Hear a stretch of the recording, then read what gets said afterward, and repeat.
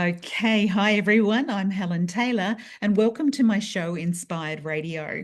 I'm here with you every Wednesday for conversations and stories to inspire you. Before I go any further, I want to talk to you, my sponsors. Thank you, thank you, thank you. Thank you so much for your support and for your continued encouragement. I appreciate it and am very grateful. All right. Inspired Radio is all about change, getting uncomfortable and shaking up the status quo. We're breaking free from our limiting systems and limiting lives and embracing our infinite potential. My guests are here to tell their story because storytelling is creating a new world. So let me introduce today's guest. This is Alice Reedman, or Redman. What do I say, Alice? Redman? Either or. Reedman. Okay, Reedman, I think. Alice Reedman is an author, a transformation coach, a speaker, and the woman behind Travel with Alice. Um, did I get that right? No, I Am Alice is what it's Yeah, called. my I Am podcast is my website is travelwithalice.com. So that's probably why. Right, thank Yeah, you. that's my business So, name. okay, Travel with Alice is the website, and her book is I Am Alice, which was written in 2014 and tells the deeply personal story of losing everything she thought her life would be and finding something even more meaningful was on the other side. In 2017, Alice followed her heart to Bali, where she rebuilt her life and discovered a new purpose, helping others navigate change through writing, coaching, retreats, and even honest conversation. Today, she inspires people to embrace life's unexpected twists and to write their own next chapter. So please welcome Alice Redman. Reedman. Hello, Alice. Thank you, Helen. Lovely to be here. Oh, it's Yeah. great to have you. I'm really looking forward to this. So, with your book, you just say break up, break down, break through. So let's start. What was the breakup? What's that all about? What was going on and when was that? So the breakup was 2014, Okay. 30th of September. And yeah, basically, I was married to my husband for 5 years, and we were adopting two children. So we've been going through a 2 year process to adopt children, and we found Which these country was this in, Alice? in Sorry. the UK. Okay. In the Mhm. UK, yeah, I'm from the UK. Okay. I've just adopted Bali, and so yeah, we were gonna, wanted to adopt, and we were matched eventually through all the trials and tribulations of going through adoption, if anyone's been through that, to two siblings, a little girl who was 3 and a little boy who was 18 months. And I felt very connected to them. I knew everything about them. And they were basically we were going to meet them the next day. But my husband woke me up just before going to work and said, he sort of tapped me, woke me up and said, "Oh, I don't want you or the children." So What? obviously you can imagine. Yeah. I Did was just you, like, did you have a hint of this coming? Like, there had been some things going on beforehand, but his father had been very ill and had Alzheimer's. And so there had been a change in him. There had been some changes. And also, they do say it's like a lot of things in life. One of the things that they said about adopting two children, it's the most stressful time of your life, you know. mm, mm. They put a lot of pressure at it all and being good enough and all of that. So yeah, so basically he woke me up that morning and told me he didn't want me or the children. Right. I sort of am sitting there in bed, not dressed, sitting there. I just grabbed my phone and as he's speaking and telling me it's over, I'm texting my sister saying, "Help me, no husband, no children, I need help, And so I tried to talk to him. I got out of bed. I'm chasing him, not chasing him. I'm following around the house. And I'm saying, but, because obviously he was telling me he had an affair with somebody at work. And I was just saying, la, la, la, And you're in you know, shock. You're just in absolutely. shock. I wasn't even awake properly, I hadn't even, literally from my bed, sort of chasing. I said, well, we need to talk about it. It's not go to work today. This is something big. And he said, no, no, I've got to go to school because blah, blah, blah. He made an excuse because I think he was teaching her son at school. So he needed to go and speak to the head and, sort of sort it out. So, yeah, so I sort of ran down the stairs, following out the door, saying, you can't, you really need to talk to me. We really need to discuss this, as a Mm, couple. mm. And no, he sort of went out the front door. And the last thing he said to me was, you would have made a good mother. Oh, Yeah, yeah. That's a little So bit like a stab in the back on the way yeah, out. obviously he didn't see it like that. He obviously just thought, but you would have made a good one. I don't think, we don't know what goes on in other people's heads, right? But I mean, I don't think he was trying to say it maliciously. I think he was just trying to say it factually, and I would have made Mm. a good mother. But sadly, he was taking that opportunity off me through his actions. Yeah. So this is the breakup. So how long had you two been together? 5 years, married 5 years Five together, years, six or married so. 5 years, two Yeah. of those years going through the adoption process. And having Yes. said that, even just recently, I can't remember exactly why I needed to investigate it, but I was uncovering that here in Australia, we don't have adoption anymore. Everything's fostering. Mm, Everything's the foster system and yeah. children getting channeled through there. Um, Mm, so people here can't even do that unless they want to adopt from other countries, I suppose. So I mm. can only imagine that you were grilled, both of you, for two Oh, years, yeah. inside and out, about your lives, your personalities, your relationship, all of that sort of stuff. And Mhm. he went and had an affair as a coping mechanism or something. I don't know because he never told me. So Yeah, I had to resolve that just within myself. You right. know, he changed his mind, and that was it, really. So So this is the breakup, right? that's the breakup. So Yes. then what happened? Well, I had what only I mean, I'm good at managing situations that are difficult. I was a project manager for many years. Right. I was in a band for many years, and there's a lot of drama there too. Hang on a minute. Hang on a So minute. That's two completely different paradigms there. We've got a yeah, project manager and in a band. I Wow. know, but there's a lot of drama in both. Project manager, though, is a more a corporate kind of position. Is that what you're talking about? Yeah, in a magazine for a magazine company. Yeah. Okay. Okay. So you've got good organizational skills, good insight, good, all of that sort of stuff. Communication. Yeah, yeah. Okay. So you started project managing your own life, did you, at that point? Well, obviously everyone in my family were in shock, including myself, right? Yeah. And when you go through adoption, you have to tell everyone. You can't just bring some children out of nowhere. Yep. You have to tell all your friends. You have to please. Everybody's along for the ride. Everyone knows everything, so you have to tell all your family. My mother, by that point, it had a picture of the children Yep. because, we were given Oh a my beautiful picture of them. gosh. Obviously, we Wow. hadn't met them, and people don't really understand that. When you see, I saw a really crummy picture of them. Um, Even just hearing their names, I knew they were mine. It's really, it's like I knew, and I saw this crummy little picture of them, and I thought, I know they're mine. They're mine. I know they. I'm there for that to be for them. Yeah. And So then then when I saw the everybody's gorgeous, everyone's getting emotionally connected to of course, yes, the information and the children. absolutely, yeah, yeah. And they're with us on the process. The stages. Being accepted first, and then waiting, and then getting accepted for. We didn't get accepted for the first two children we went for, and then we did get accepted for the second one. What a roller I mean, coaster. What a yeah, roller it coaster. really is. I mean, I didn't mention I did actually have two miscarriages before we went through Okay. the adoption. Right. Guys, that And that relevant. sort of determined which way you wanted to go, did it? Yeah, and because we were older, we always said, well, I remember going to an orphanage in Thailand, all these children there, and I just thought, I don't mind, I would adopt children. They Sure. don't have to be mine. They're an innocent little being that needs a parent. I didn't feel like it has to be my blood, it has to be my genetics, or I never really felt like that, Yep. especially because we got married later. There was only a small window of opportunity. So everything was feeling right, and you were having signs along the way saying everything is just working the way that it should. But then Mm. yep, Yeah, and then he the told me that. statement So and leaves. So yes. then what happens? We get to the breakdown. How did we get to the breakdown? Yeah. Well, I mean, I was managing pretty well. But at night time, my body would go into a shock, into a lot of pain. Right. And I mean, ridiculous amount of pain. I mean, my sister was with me, and Sorry to interrupt. Can I ask a mm, question now? mm. Um, so where were you in terms of looking at life from a spiritual level? Were you a spiritual minded person?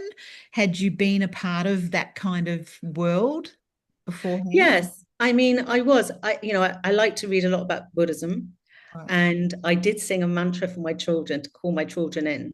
Okay. So I found this book about mantras. I don't know if I've still got the book. I have to have that book, um, even though I don't sing so much mantra these days. But I sang a mantra for my children every day. Right. I chanted the mantra. And so I just when want I to didn't, understand that you were looking at the energy of the whole process as mm, well, not mm, just the physical world and what was going on there. You mm, knew that there were other layers to all of this. mm, Yeah. absolutely. And I felt connected to the children, especially the little Right. girl. I knew in my heart and soul that she was connected to me in some way, maybe a past life or something like that. I Mhm. was open to that kind of thing. Okay. And when I did see the beautiful picture of her, honestly, I'm not a sort of person that will cry in public. I don't do that. I mean, sometimes I do nowadays, obviously, but back then. But I remember seeing the picture of her, and so beautiful picture of them that I just started to cry. It was such a beautiful moment. I set my eyes on this beautiful picture because the previous one was kind of dark and crummy and just been taken a picture on the sofa or something. But this one was a beautiful one of the pair of them. And when I saw that picture, oh my goodness, my eyes just started to cry. I wasn't like crying. It's just like the joy, Tears. like we'd found each other. I'd found my children. And a lot of people find that really difficult when you're adopting, like, well, how do you know they're your kid? You haven't even met them. How could you have this? It's like your soul tells you, But you isn't have it a interesting? I heard something that you said. You mm, said, I didn't cry much before. So mm, to be in corporate and to be in the world that we have here, out there in the world, I should say, we become a mm, bit stoic, don't we? We become a bit closed or shut mm, down or cut off or however you want to describe it. So you said mm, you didn't cry much before, right? So yeah, I mean, I know personally I shut down. I learned to behave that way and live that way. mm, Yeah. yeah. So Mm, that's how you were living. mm. What shifted that to being this open-hearted woman who could have tears running down her face from a photo of a little girl? Yeah, I mean, because it was that resonance, it was my soul connection coming through that just expressed itself and Yes, came through. in And so just a it's when we moment. allow that, Mhm. that expression, that connection. It's like when you see something beautiful and it really fills your cup with like, wow, a mountain, But beauty. I hear what you're saying, but my point is something Mm, happened to you to open you mm, up. Is mm. that the breakdown? Okay, so when I saw that picture, that was before the adoption. So yes, the breakdown, yeah, something else opened up pretty sharpish, in the night. I couldn't sleep. I was in so much physical pain. My sister thought it was almost like I was miscarriaging in a physical way, Right. or I was birthing, but Yep. obviously there was nothing to birth. But my body had that kind of reaction. I won't go into details, but you can imagine my The body pain, was pain of in, the loss? Was that the pain of the loss of the yeah, husband, the children, yeah, even the life that you were going to have? the life that was taken from me. Yeah, Mhm. all in one. Yeah. So, and I think it was about 4 nights into it. I actually thought I was going to die. My heart it was like two saucers just, bashing. I could almost hear it. And I was in so much pain. So I actually thought, no, I think I'm going to die. But I was okay about that because I was always a bit spiritual. So I thought, that's okay. And I did actually write a letter saying to my sister that I didn't want any medical intervention. Okay. I can You really mention thought why you were I looking had at all that. possibilities of what was going to happen. Yeah, and I didn't want medical intervention, and I can speak about that later if you want. So yeah, so I'd written that letter, and she had honoured that. And I'd actually got I've got like these candles in the kitchen, which I was lighting a candle for my children for my loss. So the lighting of the candle was almost like I saw that representing my soul because my soul needed to stay alive. And obviously I wanted to stay alive. And I was like, I don't care about all this pain. I'm staying alive anyway. You're not having me. You're not ending my life over this. And So I was how determined, long is this since after your husband left? literally a couple of days. Yeah, I Okay. mean, since, yeah, every night for a week, Okay. I couldn't Okay. sleep. I was in project managing during the day and I was in physical pain. Holding it together at night. Well, I mean, I wasn't holding it together. I mean, I had to sing to keep me in my body. So I sang the same mantra all night long. And as long as my sister could hear me singing it, she knew I was okay. Because when I didn't sing, I would be in so much pain. I just didn't know what to do with myself. So I don't really take, you were in that space that yes. in between here and there, here and there. You were in that space. Mm-hmm. Wow. Mm-hmm. Wow. Yeah. And so basically what happened during that time, and I don't really fully understand it because I had to forget it all a bit later on. And so basically, a guide or a Buddha came into my life and told me there was a gift in my experience. And basically, like they say, sort of angels or guides or whatever you want to call them, come and hold you. And so they obviously told me to sing that mantra because it was a powerful mantra, I'd found the children through that. I'd stayed, calm and collected kind of thing to go through this very challenging 2 years of being, questioned if you're good enough. I had to go and do a week's volunteering in a small nursery with small children because they said I didn't have enough experience with children. You had to And prove so it. I had to prove it. Yeah, absolutely. And they were quite ruthless, I must say. But anyway, I got there in the end. Well, I did, and then it was taken from me. So yeah, so some other element came through to save me. So I got through that. But by the end of that week, my sister was exhausted because she wasn't sleeping because she was just hoping that I was still alive, kind of thing. Mm-hmm. So a family friend came and asked if I wanted help. And then he and his wife took me to their house for a week. And so I spent a lot of nights, I couldn't sleep, but I spent a lot of nights sort of channeling and connecting with people, Yeah. other beings, Wow. and getting information. And, it was all positive stuff. It was, I'm going to get through this and all of that kind of stuff. It was all Yes. sort of, yeah. So I sort of became a sort of, like I said to you earlier, it was almost like I was living parallel lives. In one sense, I was in the 3D world doing my thing. And in another sense, I was also somewhere else in an Yes. in-between world. Yes. Mm. Absolutely. I get that. I can see it as you're talking. It's quite extraordinary.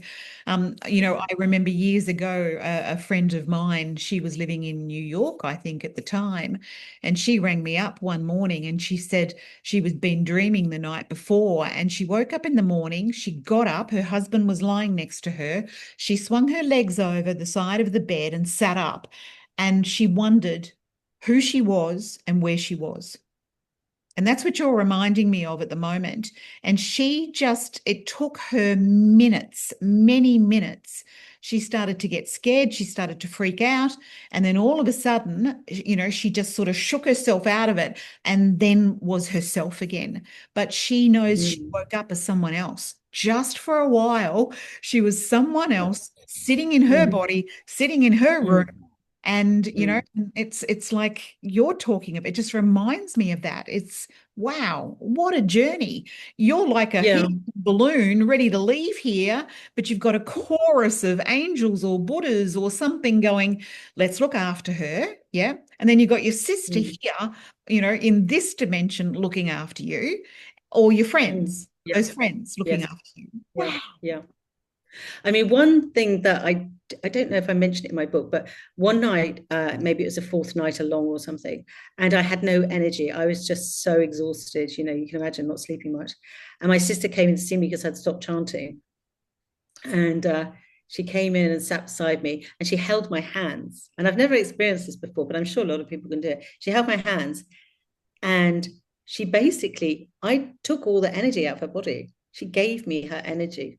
She Mhm. held my hands and I took it came through my hands. I took the energy and it gave me more energy to stay Somebody had to alive. ground And you. Somebody had and to then ground. she had no Right. energy. Right. So yeah. So yeah, it was very multidimensional for sure. You betcha. Like I said, I was living in two universes, the At the same 3D time. and another one, an unknown one. Wow. And you know what? Firstly, thank you, thank you, thank you for being so brave and so courageous for talking this out loud with me. I appreciate it, and I'm sure everyone listening too, because as I said, I had a girlfriend who had that crazy experience. You're just validating for so many people at the moment. Little, big, or medium experiences that they've had as well that may help them to anchor that or relate to that or give it some sort of meaning or clarity for them. Wow. Okay. multidimensional woman. Let's move on to, because I know that, Yeah. you had this breakdown and, Mhm. I've had a mental breakdown. I had a mental breakdown overnight. It happened overnight. It was intense and whatever. And I think it was 10 years overdue. I think I'd been avoiding it Mhm. and avoiding it and avoiding it for so long, and then Yeah. it happened in a Yeah. hit. So, how did you have a Wow. breakdown? What happened for you to have that breakdown? Well, I wasn't sleeping. Yep. So that's the first week I didn't really sleep in project managing. Then I went down to Dorset for the second week where I was sleeping more, but I couldn't sleep. I had a lot of information coming through. I was being flooded with this information.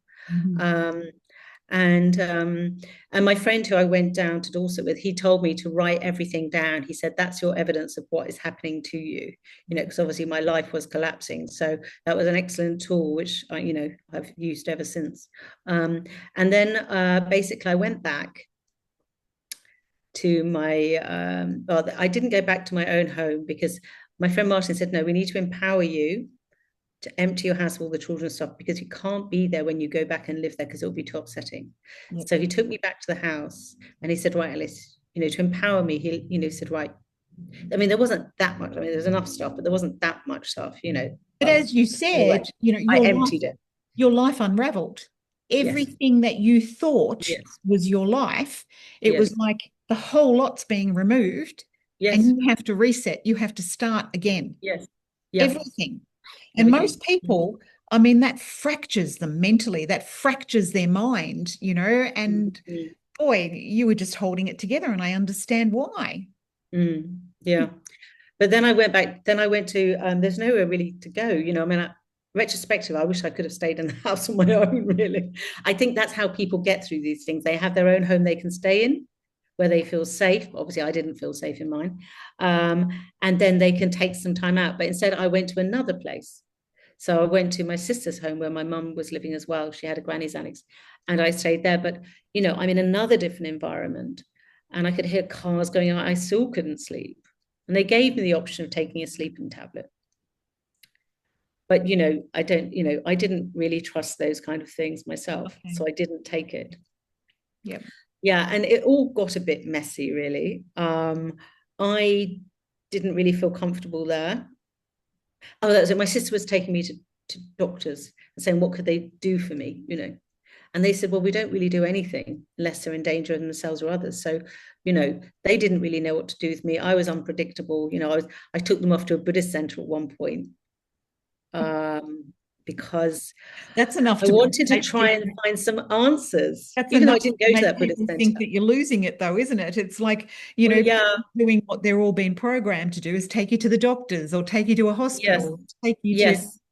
But and I'd gone to the Buddhist before, meditate. so I went to the Buddhist because I wanted to tell him, and I thought he could give me some wisdom, you know, because I told him I was half Buddhist, which was my truth because I'm not fully Buddhist. Anyway, it's funny when you laugh about retrospect. But anyway, so I went there, and basically they said, well, what are you going to do with your life? And I just said, well, it sort of turned it around on me. It didn't give me any answers or anything. They wanted to get rid of me as well. And I said, well, I'll just take one step at a time. And so then obviously they didn't want to help. They thought Right. I was crazy. So I left there. And but I So, was just wanting to reach some help. I was wanting to have some understanding. but you were looking for it outside of yourself, weren't you? Yeah. Yeah. And you couldn't find anyone outside of yourself to help you. So, how long was it after that that you got sectioned? I think 3 or 4 more days. Yeah. Right. Mm. Okay. So, how did that happen? I mean, Well, that it sounds scary on happened. its own. Yeah, well, it happened because, oh gosh, it's a bit of a long story, but I'll try and make it short. So I didn't take the sleeping pill, right? But I went downstairs because I couldn't sleep. It was about 3 or 4 in the morning. I thought I'll just lie on the sofa. And something very peculiar happened, actually. I haven't really shared this, but I will because Only if you maybe it wanted. might help. No, maybe it might help others. So my mother turned on the television. I was looking and I was thinking, this is really weird. What is going on the television? It's something revolting. I don't know what it was, to be honest. I can't believe it would have been revolting. My mother was watching it. But anyway, something I just didn't want to look at it. I think the television, I just didn't want to see any televisions anymore, and I haven't watched television since, to be honest. I don't watch Right. TV. Maybe it was a frequency, who knows, right? So anyway, my mum said, right, take the sleep, get into my bed and go and sleep, and we'll sleep, you can sleep with me, kind of thing. And then she's popped in this sleeping pill.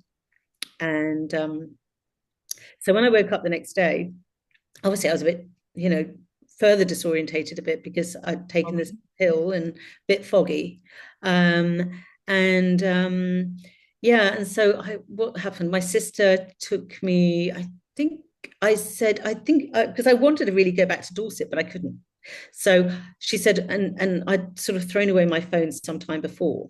So I didn't have any access to my friends. Mhm. And they obviously all thought I was adopting the children. And I didn't want to upset any more people. So I didn't tell any of my friends because I thought, we'll just manage this in the family kind of thing. And I Sure. had too much going on. So she dropped me off at a friend's house. I had two friends nearby there. So she dropped me off at my friend's house Sunday evening. I think my friend was drinking some wine. And then I turned up and told her my story. And so then I ended up drinking wine. And so I'd had a sleeping pill the night before. We had some wine. Obviously, my friend was devastated about what had happened to me and couldn't quite believe it. So she was in shock. Everyone I saw was in shock, you Yes. know, Yeah. and I was in shock. We're all in shock. Yes. So yeah, so they wanted me to see somebody home, there's home psychiatric people that come there anyway. They came to the house and they said, yeah, she needs some antidepressants and mindfulness and blah blah blah. But then they said, oh, go and see a psychiatrist, will you agree? So I did agree. So I got taken to a psychiatrist. I didn't want to go actually, but I did go. Oh my um, gosh, you didn't tell the psychiatrist about your Buddhist visits and your. no, do you know what, I tell you, this is very dramatic scene, right? It's one of the most dramatic scenes. So my sister and my best friend take me there. On the way there, I'm saying to my best friend, look, can you get me out of this? I'm okay, really. I'm just showing symptoms of, but I'm okay. Anyway, she wasn't having any of it. So got there, they opened the door, they put me in there. I go in there and there's some person that all these people look very distressed sitting in this reception room. I go in, see the doctor, see the other doors open. I see the doctor, didn't like the look of him at all. I mean, okay, my ran out the door because I thought I'm out of here, Yep. because I didn't feel I was going to endanger myself and I didn't feel suicidal at all. I just wanted to live.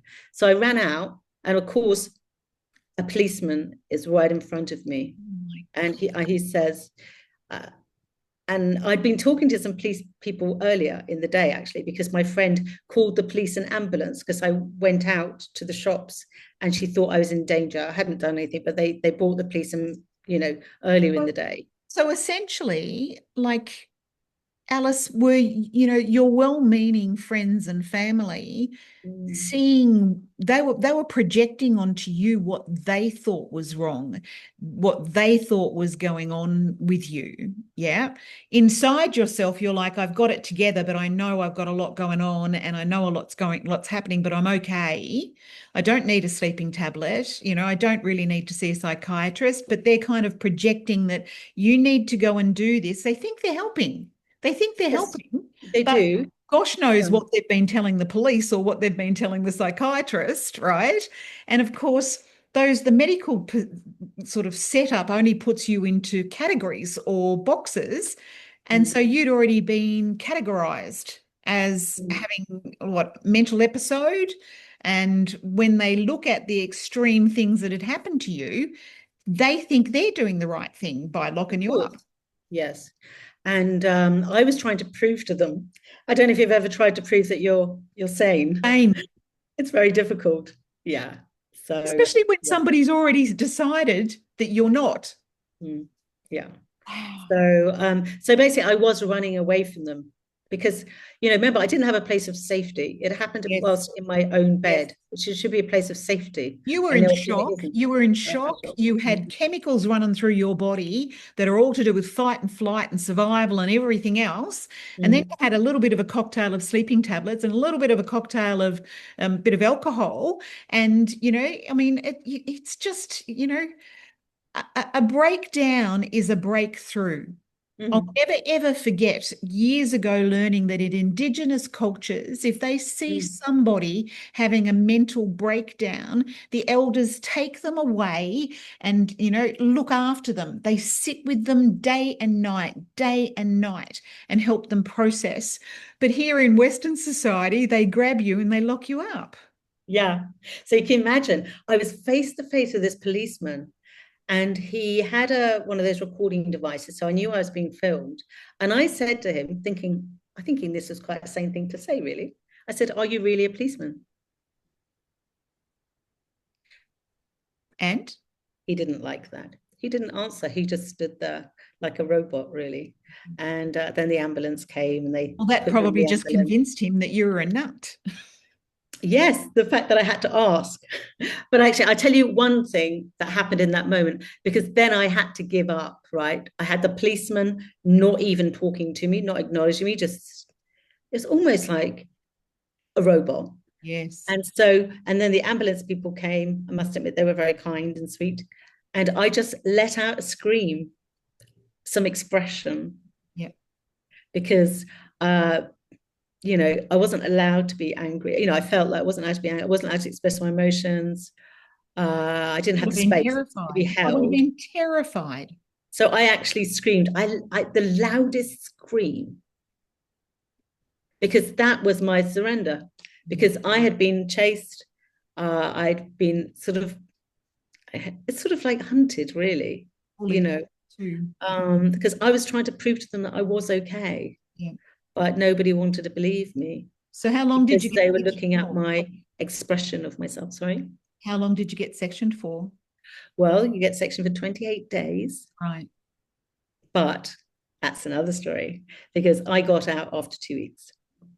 And they want to they medicate you while you're in there and So, okay, so the first night you go into this white room with big glass panel that they're all looking at you all the time to check up on you. observation. Observation, yes, they love their observations, and that was pretty weird because actually I didn't even know where I was. I didn't know I was in a hospital.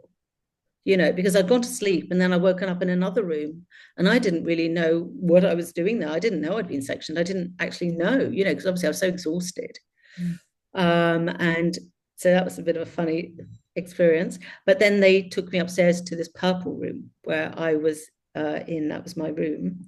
And then they forcibly injected me, even though I told them I was pregnant, they still injected me.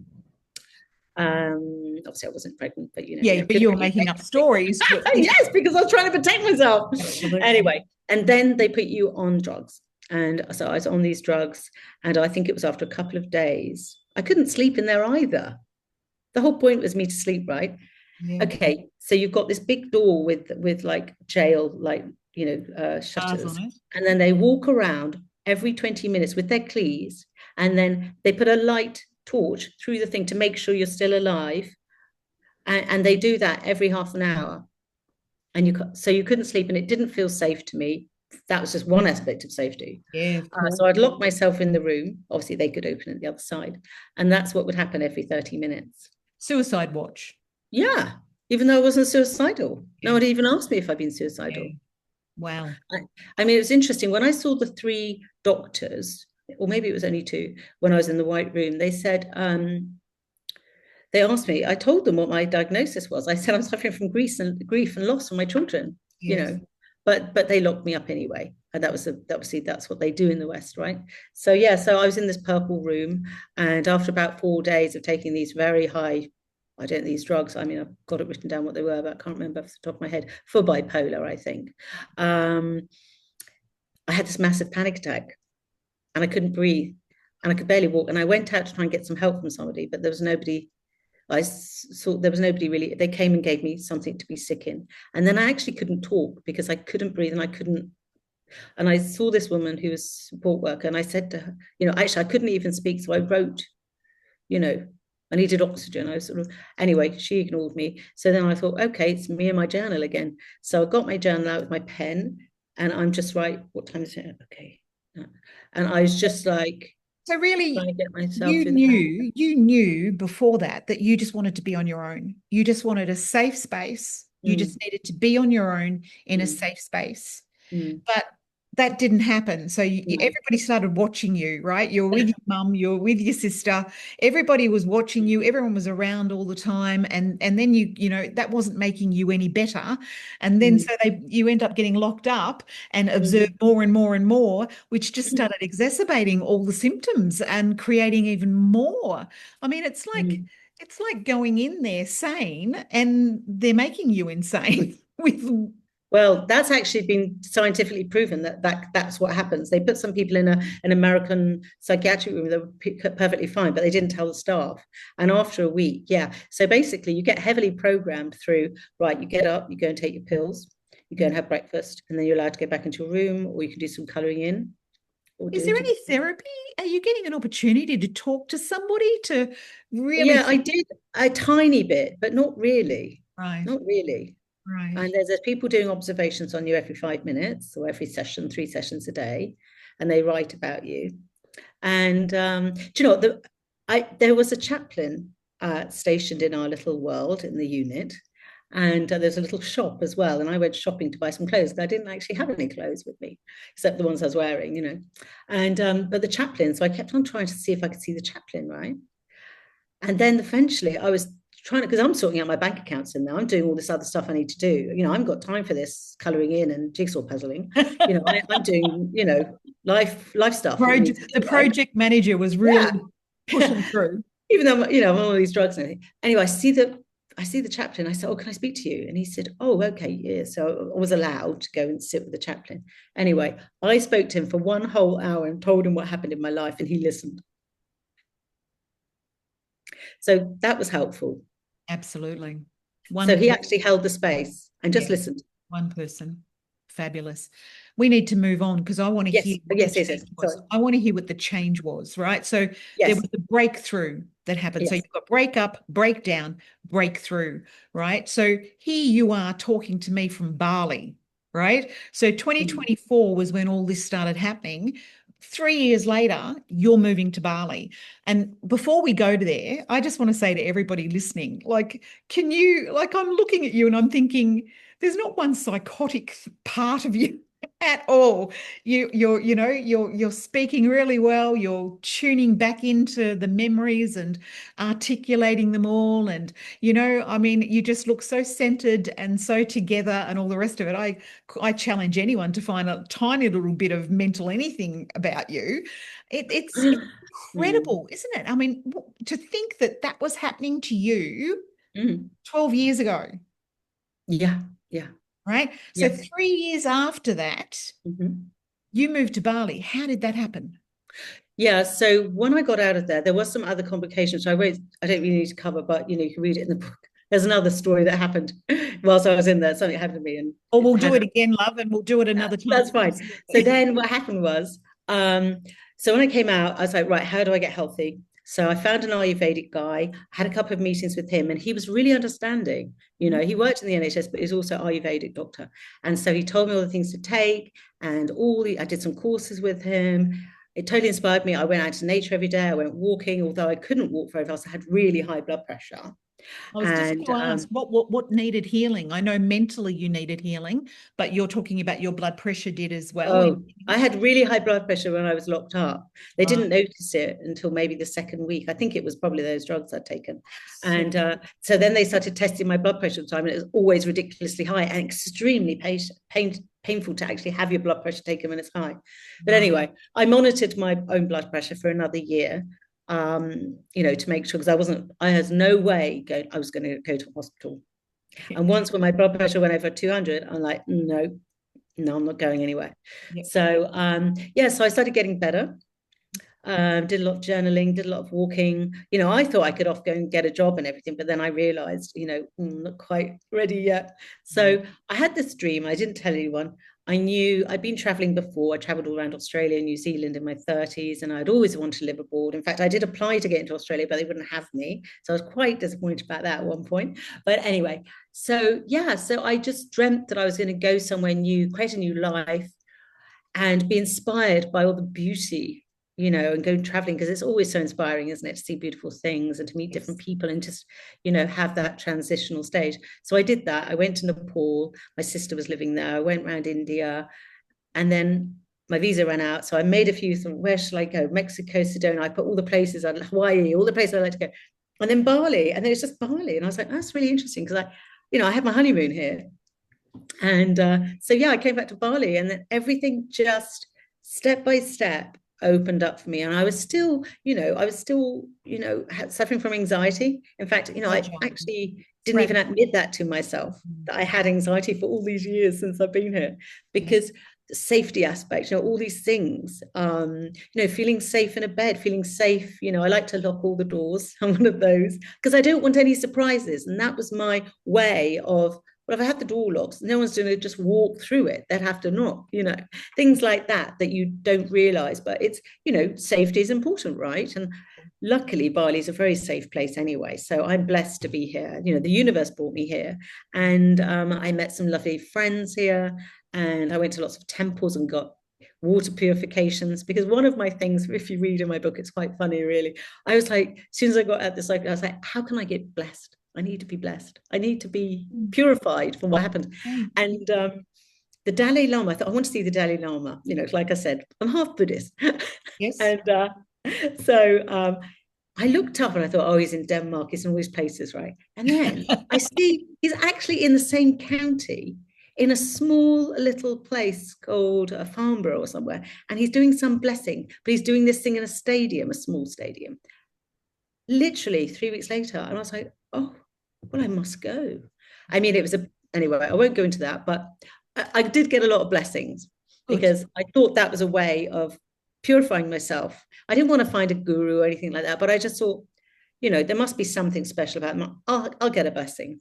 So, yeah, but I went traveling, did all the purifications here in Bali. Just, it's so beautiful here. The energy is so different. Mm. And I didn't want to live in the Western world anymore. Yep.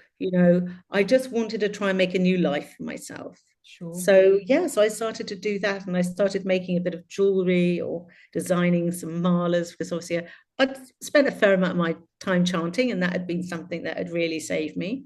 And I started doing a lot of chanting in kirtan here, because that was a way of using my voice and healing myself, through singing and chanting and, Yes. being around people, I also. also know there's a doctor here in Melbourne, in Australia. I've been and listened to him. He talks about the value of humming, and he actually Mm, explains the scientific effect that humming has, particularly on the vagus nerves. So we mhm. all know the vagus nerves run down both sides of the neck and they wander. It's called the wandering nerve through Yeah, all. And what I'm yeah, hearing you were doing, you were mm, healing yourself because yeah, when you have a shock as tremendous as what you had, it completely smashes the central nervous system. yeah. Oh gosh, yeah, And yeah, your humming and your mantras, that singing as well, has been healing yeah, your whole being yeah. through doing that, through the vibration of the vagus nerve. Wow. Mm. And the mantra kept me in my body, kept me alive. Right. I mean, I literally was singing it alongside the person singing it on YouTube or whatever it Oh my was then. God. And you do Yeah. retreats in Bali. Does anyone want to go for a retreat now after hearing that? Hang around this woman, learn how to sing and hum yourself into health. Like, Yeah. I mean, I don't know if you're in pain, right? And sometimes, not very often, but say if I've been in pain, something's happened, I bashed my toe once or something. And what I find is actually, if you groan, that actually does relieve the pain, because you're oh actually my sending sound into gosh. your body. So I looked a Instead lot. of instead of suppressing it, which is what we do, Yeah, we just like, yeah, you hit something, you stub your toe, you go, yeah. It's a pain reliever. And I did a lot of looking into frequencies, and I had a frequency device in 2020, and I was using that, and that was amazing. So all these different things I've learned. I came here, I did sound healing. I found, I went to a gong bath, and I got a gong, and I started playing gong, and then I started playing bowls, and I started, all these different instruments. I did a lot of training, and then I did my voice. It's not that, a lot of sounding and expression, and it doesn't even have to have words. It just has oh my sounds, gosh. improvising. And that's how I got to write that song. The song came through one day. because I've been improvising. I've got a monochord now. It's called, actually, it's not a monochord because it's a smaller portable version. It's a Mona Lina, apparently, but I call it a monochord. And these strings, and I just improvise. So it's like when we need to be heard, right? So we can sing and our body can hear this. So I believe that all this sound and frequency stuff I've done has healed me. I have no doubt. And what I want to say before you say anything else, I would like to thank you. And I've had to do this with one other guest before, and I think I'm going to do it more. I want to thank you from soul to soul, and for all the other souls that are out there listening to this. You went through one of the most traumatic experiences in order to experience living between this dimension and another, in order to anchor into this existence, this realm here, the ability for people to ground themselves, anchor themselves, and heal themselves through sound. Mm. You did that. And it's like, I know that when one does it, they're Mm. doing it for everybody else that's going through it or is ever Mm. going to go through it. It's like you're transforming it and you're starting that transformational shift. That's what I want to thank you Oh, for being thank brave you. enough to go, and put your hand up on some level, going, I'm going to Yeah. have to go through this hell in order Mm. to experience and learn a number of things so I can share them. Yes. That's why I shared my book, because not many people want to share their book about getting sectioned, because you're full of shame and you're isolated and Absolutely. you don't fit in anymore and you're the white elephant in the room. And I And didn't want anyone else to feel that. And I was listening to you and I'm like, oh, I'm just, really, really, so intrigued with, the white room and just the explanations and stuff, because no one talks about it.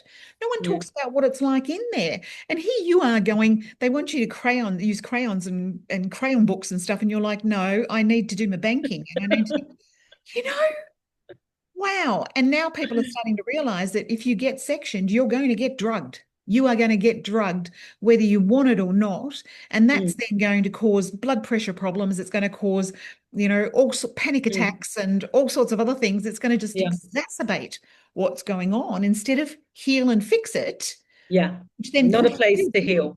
pushed you to another level of Yes. finding the healing. Yeah.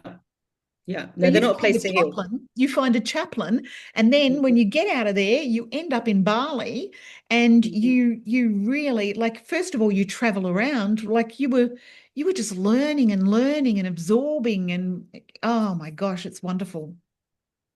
Yeah, and I'd always loved photography. I mean, retrained as a graphic designer, so taking pictures and putting them on Instagram for me, it was just like never any pictures of me, but Yep. pictures of places, and I don't know, a cow or a flower or something, just like because I wanted to really feel alive. Because basically, the way I see it is that killed me, and I had to rebirth into a new self. And Wow. and Yep. so all the things that gave me joy, I would just something beautiful. And I went to around India, I went to Auroville, I went to all these different places, and I got blessed a lot, as I said. But yeah, that's why it took me some years to share my book, because I would tell people, I got to know a little bit about what happened to me. And some people say, well, you needed to be locked up, things like this. So you have to be really careful who you share your information with, because it can be very damaging for you. And so I eventually, yeah, had the courage to, because I'd done the first draft back in 2015, and I had the courage to actually work on the book again. But, putting that out there Yes. was really tough. And if anyone's putting out a book, right, one piece of advice I like to give you here and now is that what I realized is that it was the day before it was going to be published. And I thought, whatever anyone thinks of me for getting locked up, doing this, doing that, whatever I did, and has a judgment about me and why I'm doing this. Because I know in my soul I'm doing it for other people, not because I want to brag about getting locked up or Yes. all the rubbish that happened to me Yes. and tell people my rubbish. It's because I wanted to help other people. And but what I learned was that the judgment of others towards me personally, because I put out that book and the subject and etc. etc. It's not about me. It's all theirs.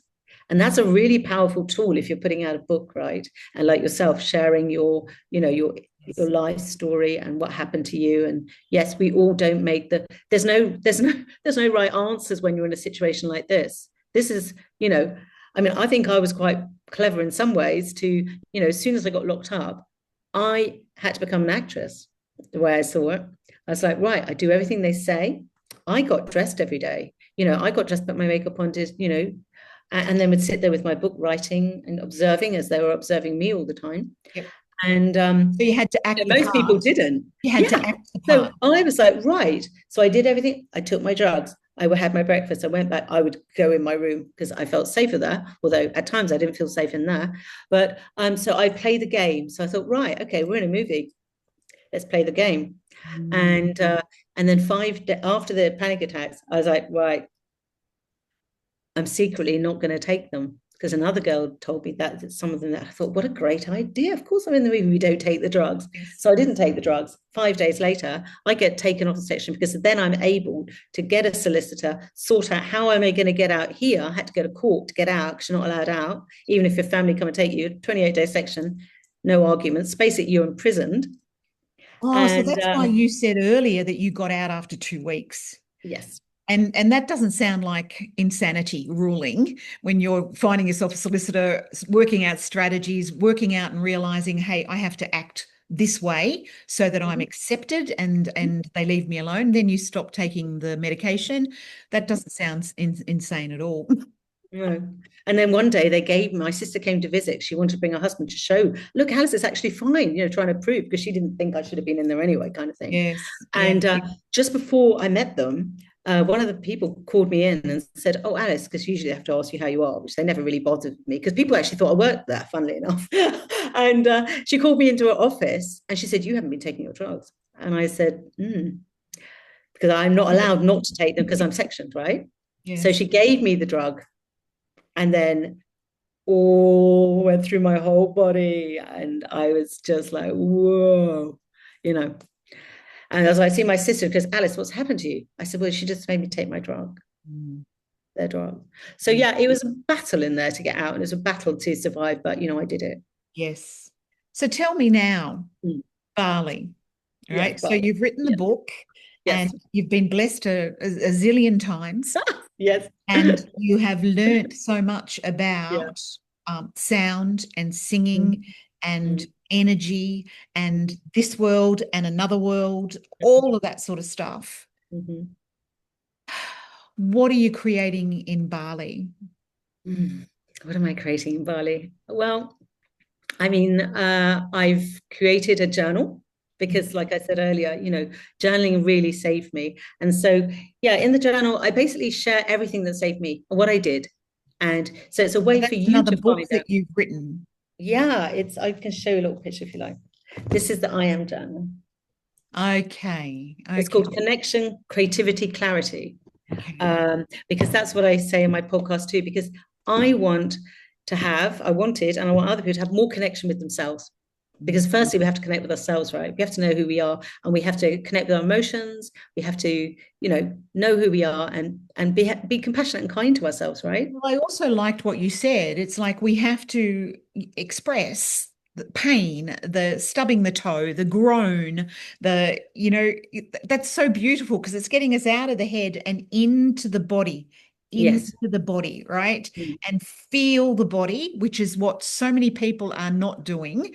They're Mm-hmm. just walking heads, right? Because Mm-hmm. that. So Yeah. you're getting them into the body to feel and then to express as well. I Yeah. love And also, I wanted to find joy and laughter, because when we laugh and when we smile, it sends a signal to the rest of our body. Just Well, but smiling. it's also a You God-given right, isn't it? We're yeah, supposed to be here having a good time. I know. I know. And so, knowing who we are and resolving that stuff within you through writing and singing and expressing and trying new things, I'm always trying new things, getting comfortable with the uncomfortable. And, and So that what you goes said on. just then, you said Yeah. resolving things. You Mm. know, we've got therapies, we've had therapies going on for decades and decades, but we're Mhm. evolving out of those therapies, aren't we? Mm. So you're talking about resolving things through writing.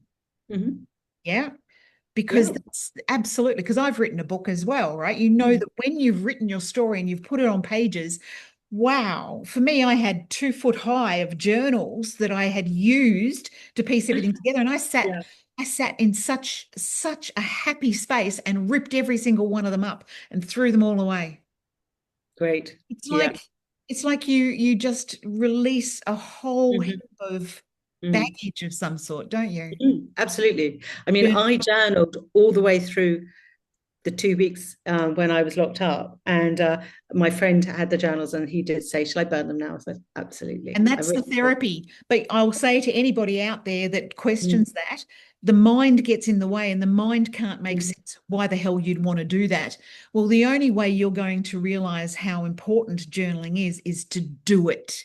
Yeah. In the experience that you Mm. start to realize.